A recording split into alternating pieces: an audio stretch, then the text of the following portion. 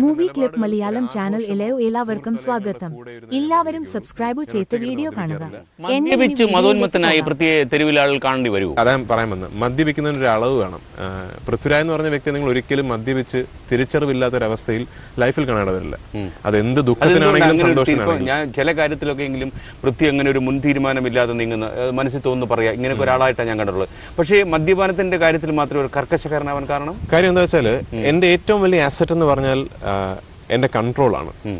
ദേഷ്യം മാറ്റിവെച്ചാൽ എന്റെ കൺട്രോളാണ്. ദേഷ്യത്തിലാണ് എനിക്ക് കൺട്രോൾ ഇല്ലാത്ത, അതുകൊണ്ട് എനിക്ക് അതിന് അത്ര ഇഷ്ടമല്ലാത്തൊരു വികാരമായി ഞാൻ മാറ്റി നിർത്തിയിരിക്കുന്നത്. എന്റെ കൺട്രോളാണ് ഏറ്റവും വലിയ അസറ്റ്. ഈ മദ്യമാണ് ഒരാളുടെ കൺട്രോൾ അയാളുടെ നിന്ന് നഷ്ടപ്പെട്ടു പോകുന്നത്. കൺട്രോൾ പോകുമ്പോൾ നമ്മൾ വൾണറബിൾ ആവും. എനിക്ക് വൾണറബിലിറ്റി ഒട്ടും ഇഷ്ടമല്ല. ഞാൻ മറ്റൊരാളുടെ മുമ്പിൽ വൾണറബിൾ ആവുക, മറ്റൊരാളുടെ മുമ്പിൽ നിയന്ത്രണം ഇല്ലാതെ നിൽക്കുക എന്ന് പറയുന്നത് എനിക്ക് ഒട്ടും ഇഷ്ടമല്ല. അതുകൊണ്ട് ഞാൻ ഒരിക്കലും അതിനിടവരത്തില്ല. മലയാള സിനിമയിൽ ഒരുപാട് കോക്കസ് ഉണ്ടെന്ന് ഞാൻ കണ്ടു. ചില നായന്മാരുടെ കോക്കസ് ഉണ്ടാക്കുന്നു, ചില മുസ്ലിങ്ങളുടെ കോക്കസ് ഉണ്ട്, ചില ക്രിസ്ത്യാനികളുടെ കോക്കസ് ഉണ്ടാക്കുന്നു. ഇവർക്കിടയിൽ പൃഥ്വിയുടെ സ്ഥാനം എവിടെയാണ്? ഞാൻ അങ്ങനെ ഒരു കോക്കസ് ഉള്ളതായിട്ട് തന്നെ എനിക്ക് കേട്ടിട്ടില്ലെന്നല്ല, ഞാൻ അനുഭവപ്പെട്ടിട്ടില്ല.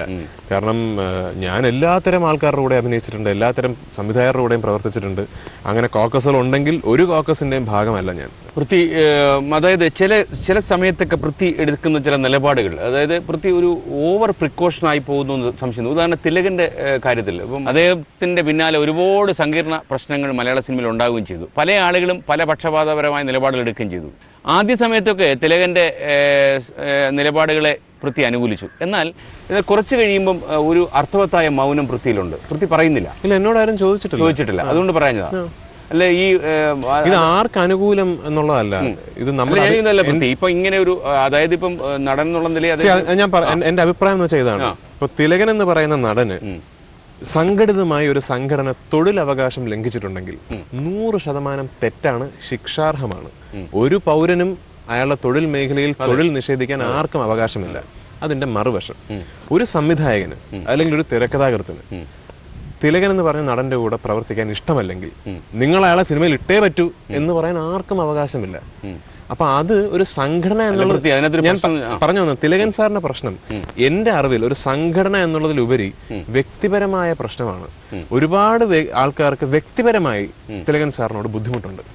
അദ്ദേഹം അവരുടെ സിനിമയിൽ അഭിനയിക്കുന്നതിനോട് ഭയങ്കരമായ ബുദ്ധിമുട്ട് വ്യക്തിപരമായുണ്ട്. അത് നമ്മൾ മനസ്സിലാക്കണം. ഇപ്പോൾ ഉദാഹരണത്തിന് ഒരു നായക നടന് തിലകൻ സാറിനോടൊപ്പം അഭിനയിക്കാൻ വ്യക്തിപരമായ ബുദ്ധിമുട്ടുണ്ടെങ്കിൽ അയാൾ ആ ഡയറക്ടറോട് പറയാണ്, തിലകൻ സാറിനെ അഭിനയിക്കാൻ എനിക്ക് ബുദ്ധിമുട്ടുണ്ട്, ഞാൻ ഈ സിനിമയിൽ അഭിനയിക്കണമെങ്കിൽ തിലകൻ സാറ് ഉണ്ടായാൽ പറ്റില്ല എന്ന് അയാൾ ഇപ്പോൾ എൻ്റെ ബദ്ധ ശത്രുവായ ആളുടെ കൂടെ എനിക്ക് പ്രവർത്തിക്കാൻ എനിക്ക് പറ്റില്ല. അത് ഒരാൾ അഭിപ്രായപ്പെടുന്ന നമുക്ക് എങ്ങനെ കുറ്റം പറയാൻ പറ്റുന്നത്?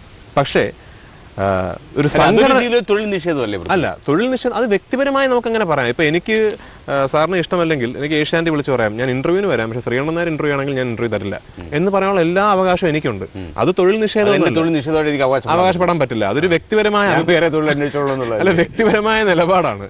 അപ്പൊ അങ്ങനെ തിലകൻ സാറിനെതിരെ വ്യക്തിപരമായ നിലപാട് ഓരോരുത്തർ എടുക്കുന്നതിന് നമുക്ക് എന്ത് അഭിപ്രായം പറയാൻ പറ്റില്ല. അവരുടെ പേഴ്സണൽ കാര്യമാണ്, നമുക്ക് അതിനകത്ത് ഇടപെടാൻ പറ്റില്ല.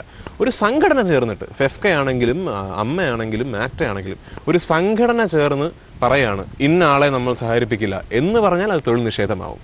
പക്ഷെ അങ്ങനെ ഒരു സംഘടന പറഞ്ഞിട്ടില്ല. ഇപ്പൊ മലയാള സിനിമയിൽ ഒരുപാട് സംഘടനകളുണ്ട്.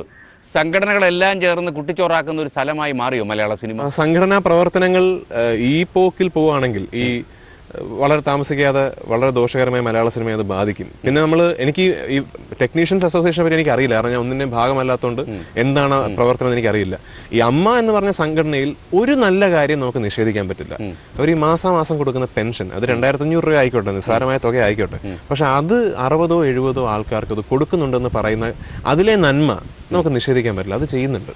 അത് പൃഥ്വിയുടെ അച്ഛന്റെ കാലം മുതലേ തന്നെ അഭിനയിച്ചിട്ടുള്ള തഴക്കം വന്ന മമ്മൂട്ടി മോഹൻലാലും ഒക്കെ ഇപ്പോഴും സിനിമയിൽ കത്തി നിൽക്കുകയാണ്. അപ്പോൾ പൃഥ്വി കുറച്ച് മമ്മൂട്ടിയിലേക്ക് ചായുന്നു എന്ന് എനിക്ക് സംശയം തോന്നിയിട്ടുണ്ട്. ഞാനെങ്ങനെ മമ്മൂട്ടിയിലേക്ക് ചായുന്നത്?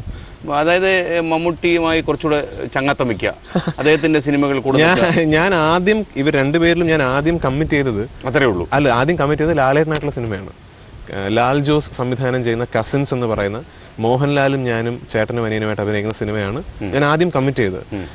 പക്ഷെ അതിന്റെ സ്ക്രിപ്റ്റിന്റെ ചില പ്രശ്നങ്ങൾ കാരണവും മറ്റ് സാങ്കേതിക പ്രശ്നങ്ങൾ ഇങ്ങനെ നീണ്ടുപോയിക്കൊണ്ടിരിക്കുകയാണ്, ഇപ്പോഴും നടന്നിട്ടില്ല. അത് ഞാൻ ലാൽ ജോസിനോട് ഞാൻ പറയും, മോഹൻലാൽ പറയുന്ന ഡേറ്റ് ലാലേട്ടൻ പറയുന്ന സമയത്ത് ഞാൻ ഇത് വന്ന് അഭിനയിക്കും എന്ന് ഞാൻ ലാൽ ജോസിനോടും ലാലേട്ടനോടും ആന്റണി പെരുമ്പാവൂരിനോടും ഒക്കെ ഞാൻ പറഞ്ഞിട്ടുണ്ട്. ഈ ഒരു ഞാൻ പറഞ്ഞു തന്നില്ല, നേരെ മറിച്ച് വളരെ പെട്ടെന്ന് എനിക്കൊരു ക്ഷണം കിട്ടിയ പ്രോജക്റ്റാണ് പോക്കിരി രാജ. അപ്പൊ അതില് മമ്മൂക്കയാണ് ഒരു താല്പര്യം പറഞ്ഞത്, ഇന്ന ഈ കഥാപാത്രം പൃഥ്വിരാജ് ചെയ്താൽ നന്നായിരിക്കും എന്ന് പറഞ്ഞ് എന്നോടൊരു സിനിമയുടെ കഥ വന്ന് പറഞ്ഞു. അതൊരു ഉദാർത്ഥമായ സിനിമയൊന്നും അല്ല, പക്ഷെ ഓരോ സിനിമകൾക്കും ഓരോ ഉദ്ദേശമുണ്ട്. ആ സിനിമയുടെ ഉദ്ദേശം ഒരു ഭയങ്കര വലിയ കമേഴ്ഷ്യൽ എക്സ്ട്രാവാഗൻസ് തിയേറ്ററിൽ കൊണ്ടുവരിക, പ്രേക്ഷകരെ അങ്ങോട്ട് കൊണ്ടുവന്നൊരു വലിയ ആഘോഷം ഉണ്ടാക്കുക എന്ന ഒറ്റ ഉദ്ദേശത്തോടു കൂടി എഴുതി നിർമ്മിക്കപ്പെട്ട സിനിമയാണ്. ആ ഉദ്ദേശത്തിനത് ഒരു ബ്യൂട്ടിഫുൾ പ്രോജക്റ്റ് ആയിരുന്നു. ഞാൻ അത് കമ്മിറ്റ് ചെയ്തു, ഞാൻ ചെയ്തു. അല്ല എനിക്ക് മമ്മൂട്ടി, മോഹൻലാൽ ഇതൊന്നും അല്ല എൻ്റെ പ്രശ്നം. സിനിമ, ആ സിനിമയുടെ മീൻസ് എന്തിനാ സിനിമ തിയേറ്ററിൽ എത്തണം, ആ സിനിമയിൽ ഞാൻ എന്തിനു വേണം, ഇത്രേ ഉള്ളൂ എനിക്ക്. അല്ല അതിൽ ഞാൻ മമ്മൂട്ടിയോട് അഭിനയിക്കുന്നോ മോഹൻലാലോട് അഭിനയിക്കുന്നോ ഞാൻ ആരോട് അഭിനയിച്ചാൽ എനിക്ക് അത് ഒരു ഇഷ്യൂ അല്ല. പൃഥ്വി ഒരു സ്ക്രിപ്റ്റ് കേട്ടു, പൃഥ്വിക്ക് സിനിമ ചെയ്യാൻ പറ്റിയില്ല.